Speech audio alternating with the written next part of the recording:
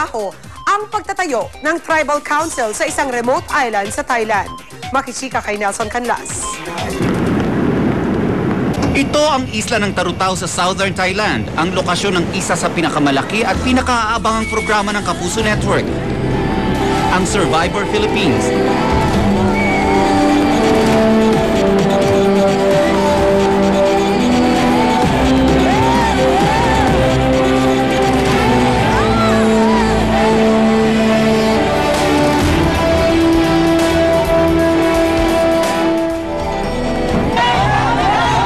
Biro ang naging preparasyon ng Survivor Philippines.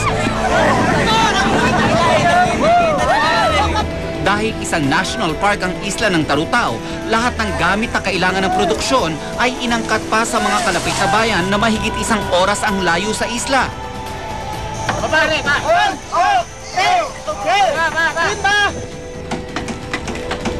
Ito na marahil ang pinakamagarang set na itinayo sa isla, ang Tribal Council na pinagkagastusan ng kulang-kulang 2 milyong piso at itinayo sa loob ng 1 buwan.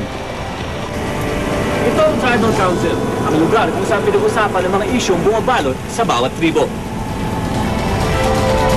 Gano'n ka-challenging ang magtayo ng ganito sa ibang bansa? From my experience, it's the design process kasi it's an alien culture as far as we're concerned. But more than that, the big challenge for me is the logistics aspect. Just getting the material on this island, so remote, was a challenge in itself.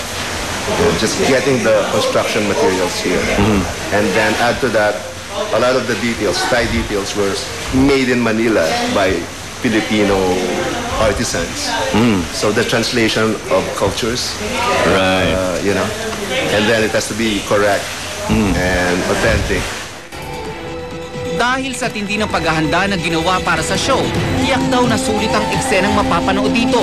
Magsisimula na ang panibagong adventure sa Survivor Philippines sa darating na Lunes. Nelson Canlas updated sa Showbiz Happenings.